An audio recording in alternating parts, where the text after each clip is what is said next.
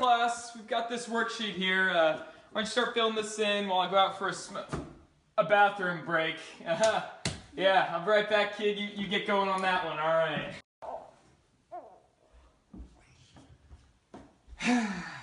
Hey, buddy, how you doing? What's all this? What's all this with your name here? What a beautiful waste of time. Buddy, you're supposed to be writing in Danielian, man. This is just pictures. This is just pictures. I can't even tell what that is. The rest of your class is doing it right. They're using just a plain old pencil. They're not using all of these fun colors. It's too fun. Too fun for school. You can't be doing that. We're gonna have to fix this little noggin of yours. We're gonna have to fix that. What have we done to the world?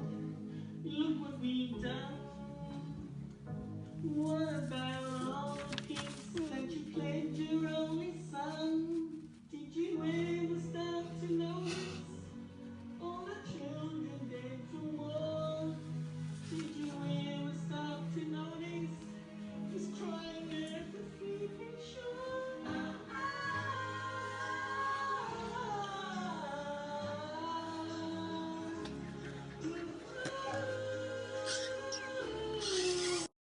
So basically what we're starting to see is the formal education system is essentially quashing the students' creative nature, where they'll end up feeling like they need to be either intelligent or creative. And from that segment, you noticed that Caden had all that amazing artwork spread out, and he had all the questions right on his paper. But the only thing the teacher really noticed was that he was being too creative with his work. So kids like Caden start to think that they have to pick between being creative or intelligent, and then the other one is kind of washed away by just the school system. So you start to see a real divide in kids, you know, whether they're really intelligent or really creative, and there's no in between. Go. Yeah, and if you notice, Caden, who's just a kindergartner in that scene, was made to feel bad by his creative drive, like it was meaning that he wasn't intelligent. So next we're going to take a look at what happens to kids like Caden who end up in middle school after being told that they have to be intelligent or creative. 1. So, ready for this math test? Caden, what's going on here? You drawing rockets? Come on, this is 6th grade. This is the big leagues, man. You can't be drawing rockets. You gotta be working on math. I'm not gonna pass the test anyway. Why is that? He's not smart. He's an artist.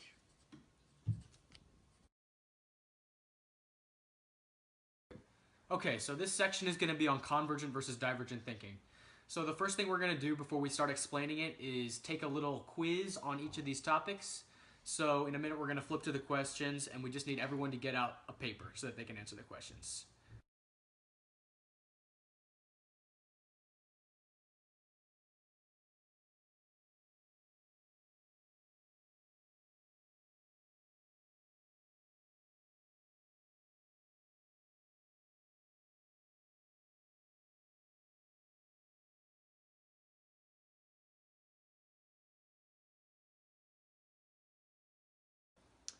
Convergent and divergent thinking are closely related to the topic of intelligence versus creativity. The relationship is that convergent thinking is similar to our modern perception of intelligence, while divergent thinking is like creativity. So when thinking convergently, you're essentially narrowing down choices until you reach the specific correct answer, while when you're thinking divergently, you're sort of taking a problem and thinking of all the possible solutions to it. It's important to note that divergent thinking and creativity are not synonymous. They are just relatable. Remember, creativity is producing ideas that are novel and valuable. Go. We think that there's a direct correlation between convergent and divergent thinking to some extent. However, any test for these cognitive abilities is at least a little subjective based on who's taking it. So it's hard to give a solid yes, they are related, or no, they aren't. It's more of like a gray area. Brains are gray matter.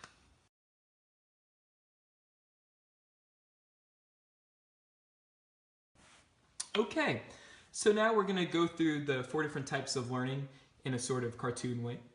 So this first guy we got, his name's Caleb.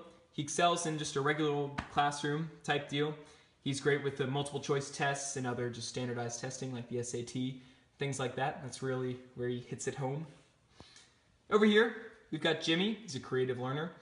an abstract thinker. He's good at creative writing and abstract assignments, things like that, things of that nature. So we're going to say over here that Caleb and Jimmy teamed up to do a project on bacteria. So to contribute to this project, Caleb would probably name the main types of bacteria and what they do, whereas Jimmy would suggest ways to deal with the bacteria's growing resistance to antibiotics. So they're different strengths. So now Justin, more of an analytical thinker, he's able to solve difficult questions, be good at DBQs, discussion questions, things like that. So over here, we've got Jimmy and Justin. They're working on extra credit problems. So Jimmy would probably choose the one that said something like, create a problem using the distance equals rate times time formula. Whereas Justin would solve a complicated word problem with that formula.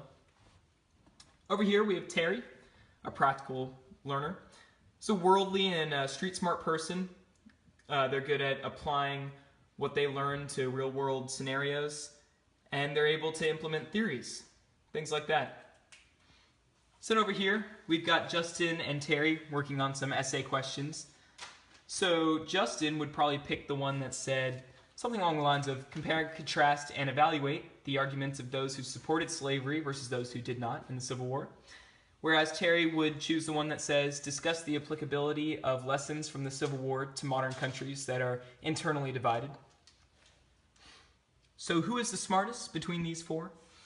Caleb and Justin may appear to be smartest in the school environment due to their strong memory and analytical skills. However, it's likely that Jimmy and Terry's creative and practical skills will be very useful in the workplace ultimately. Each style of learning can be useful in different ways, but none is really superior to the others. We've talked about the effect of the closed public school system on students' motivation to think like a creative genius, the difference between convergent and divergent thinking and how those relate to the intelligence versus creativity debate, and the four styles of learning: memory, analysis, creative, and practical, and their effect on our perception of intelligence. So how do these all tie together to answer the question, are creativity and intelligence intertwined? Well, this is our conclusion.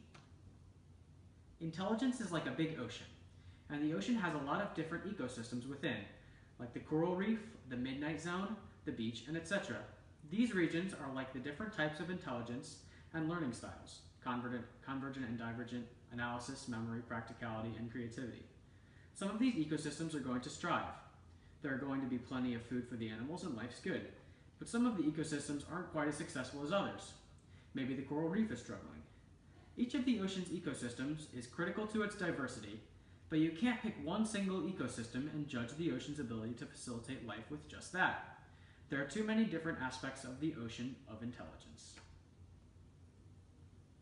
In this sense, creativity is like a little piece of the broader idea of intelligence. So why do we feel like so many people lack creativity or only exhibit that aspect of intelligence?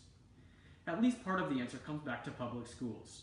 Like we showed in our skit, often conformity takes precedence over creative thinking in the school environment, thus weeding out most of students' creative ideas. Does this mean that people no longer have the ability to think creatively? No way. We think that this approach to the question of intelligence versus creativity could be useful not only to students, but also adults in the workplace. People should understand that even though they may have been raised doubting their creativity, they aren't necessarily deficient in the ability in a cognitive sense. There are countless different ways that someone can exhibit and practice creativity at school and in the workforce. After all, the best thinkers are the ones with new ideas. Good. Albert Einstein once said, "Everyone is a genius, but if you judge a fish based on its ability to climb a tree, then it will live its whole life believing that it is stupid." So are creativity and intelligence the same thing? Not exactly. Are they related? Definitely. And the big question, do they correlate? The answer to that depends on individual effort.